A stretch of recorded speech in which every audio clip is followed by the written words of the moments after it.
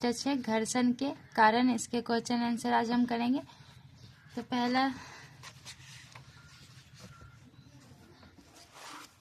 पहला क्वेश्चन है हमारा, कौन सा बल गतिशील गेंद की गति को मंद कर देता है? तो हम इसका आंसर दे देंगे घर्षण बल। फिर है हमारा घर्षण बल क्या है? तो हम लिखेंगे, जब एक वस्तु दूसरी वस्तु पर गति करती है तो उनके संपर्क तल पर एक बल कार्य करता है जो वस्तु की गति की विपरीत दिशा में होता है और उसकी गति का विरोध करता है। उस बल को घर्षण बल कहते हैं।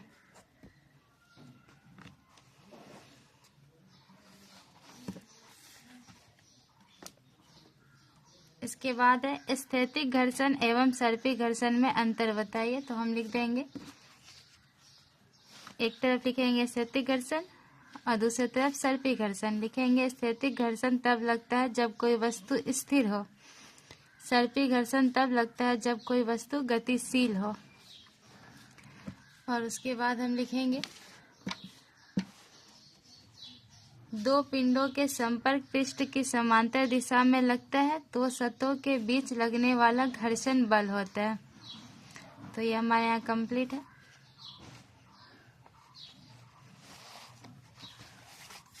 उसके बाद है घर्षण बल की दिशा क्या होती है? तो घर्षण बल की दिशा होती है, तो हम लिख देंगे गतिमान वस्तु की गति के विपरीत दिशा में।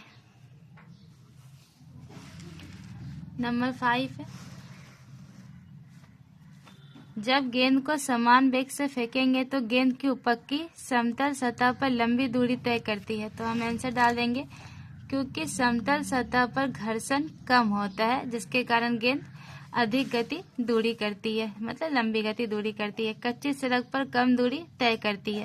तो हम लिखेंगे, क्योंकि यहाँ घर्षण बल ज़्यादा लगता है इसलिए कच्ची सड़क पर कम दूरी तय करती है। कंक्रीट सड़क पर बहुत कम दूरी तय कर पाती है। लिखेंगे, क्योंकि कंक्रीट सड़क की सतह खुरदुरा होता है जिस पर घर्षण बल अधिक कार्य करता है, इसलिए कंक्रीट सड़क पर कम दूरी तय कर पाती है।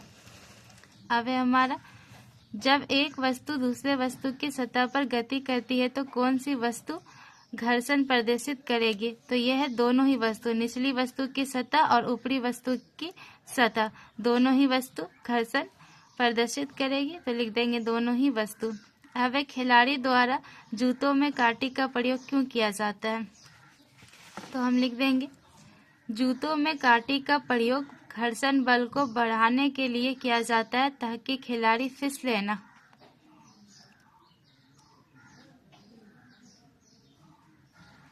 उसके बाद है, घर्षण हानिकारक परंतु अनिवार्य है क्यों? तो हम लिखेंगे,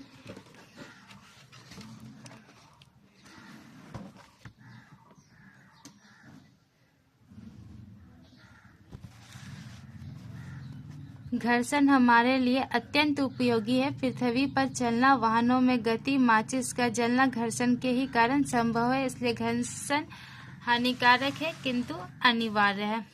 अब है, धारा रेखीय आकृति से क्या समझते हैं? हवाई जहाज की आकृति या नाव जहाज की को विशेष आकृति क्यों प्रदान की जाती है? तो हम लिखेंगे, धारा रेखीय आकृति विशेष, यहाँ से लिखेगा हवाई जहाज की आकृति या नाव की आकृति विशेष रूप से धारा रेखीय बनाया जाता है ताकि उस पर लगने वाला घर्षण को कम से कम किया जाए ताकि वह आसानी से हवा तथा पानी में गति कर सके।